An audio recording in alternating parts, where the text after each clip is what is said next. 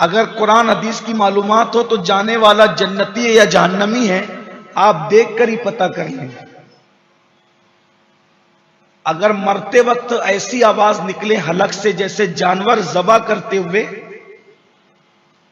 نہیں وہ بچڑا گڑ گڑ گڑ کی جو آواز نکالتا ہے بھیانک سی آواز، اگر ایسی آواز نکل رہی ہے تو علامت اچھی نہیں ہے.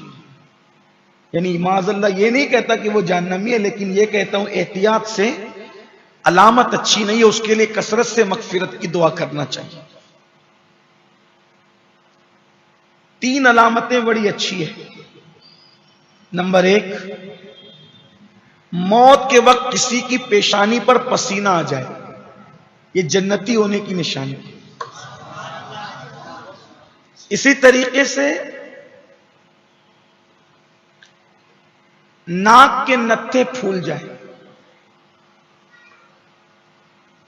یہ بھی جنتی ہونے کی نشانی. اور آنکھ میں آنسو آ جائے، مرتے وقت آنکھ میں آنسو آ جائے، یہ بھی جنتی ہونے کی نشانی. اور اگر زبان پہ کلمہ جاری ہو جائے، سبحان اللہ کیا کہنے. پھر اللہ کے رسول علیہ السلام فرماتے ہیں جس کی زندگی کا پہلا کلام کلمہ ہو اور جس کی زندگی کا آخری کلام بھی کلمہ طیبہ ہو، اگر اس نے 1000 سال تک بھی زندگی گزار کر گناہ کیا تو قیامت کے دن اس سے کچھ نہیں پوچھا جائے گا، اس کی بخشش کر دی جائے گا. زبان پہ کلمہ جاری. اب یہاں پر تھوڑی سی گفتگو زبان پہ کلمہ جاری ہو اس پر، اور جن کی زبان پہ نہیں جاری ہوتا اس پر کچھ باتیں سماعت کر لیں.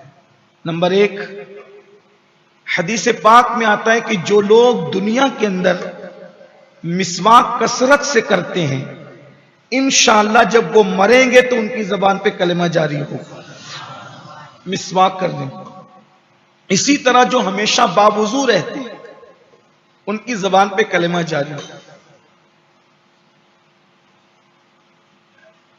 ایک لڑکے کا انتقال ہو رہا تھا،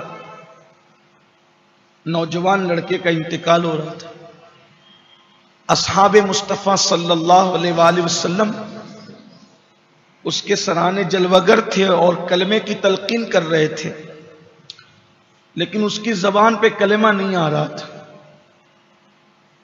تو صحابہ کرام نے ایک بندے کو اللہ کے رسول صلی اللہ علیہ وآلہ وسلم کی بارگاہ میں بھیجا اور کہا کہ حضور سے پوچھو کہ اس کی زبان پہ کلمہ کیوں نہیں آ رہا ہے. تو اللہ کے رسول تشریف لائے اور میرے آقا علیہ السلام نے کلمے کی تلقین کی. تو اس جوان نے کہا یا رسول اللہ میری زبان پہ کلمہ نہیں آ رہا، میری زبان پہ کلمہ، میں اس کی طاقت نہیں رکھتا کہ کلمہ پڑھوں.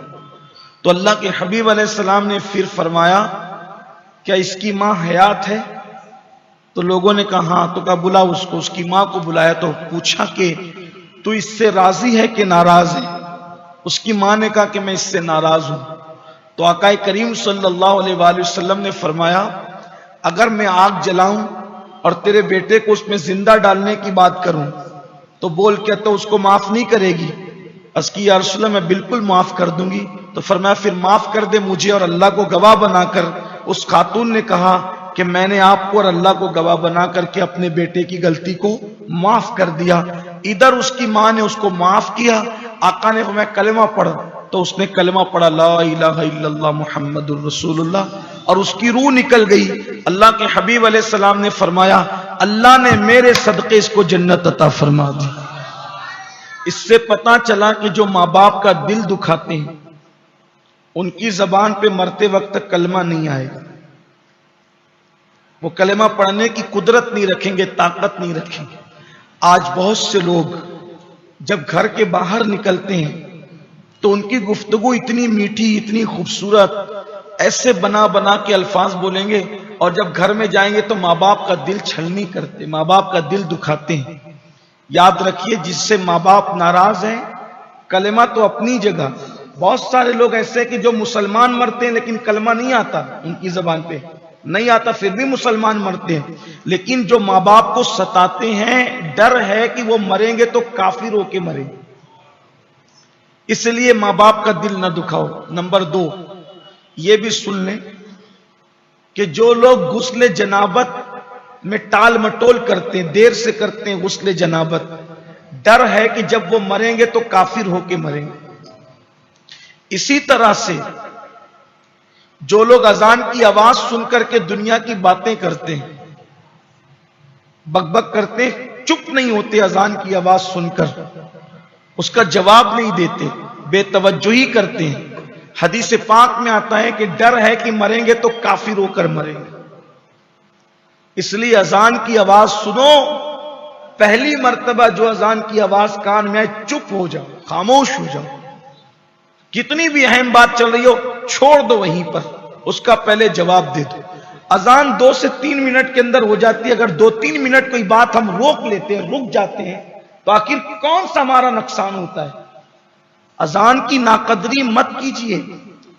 اذان کا جواب دینا تاکیدی سنتوں میں سے ایک سنت ہے، بعض فقہا نے تو اس کو واجب تک قرار دیا ہے، لیکن میں دیکھ رہا ہوں کہ دنیا دار تو دنیا دار، مجرم لوگ تو مجرم لوگ، دیندار طبقے کو بھی دیکھتا ہوں کہ مسجد میں بیٹھ کر اذان سنتے ہیں، لیکن ان کی زبان بک بک کر رہی ہوتی ہے، اس کا جواب نہیں دیتی۔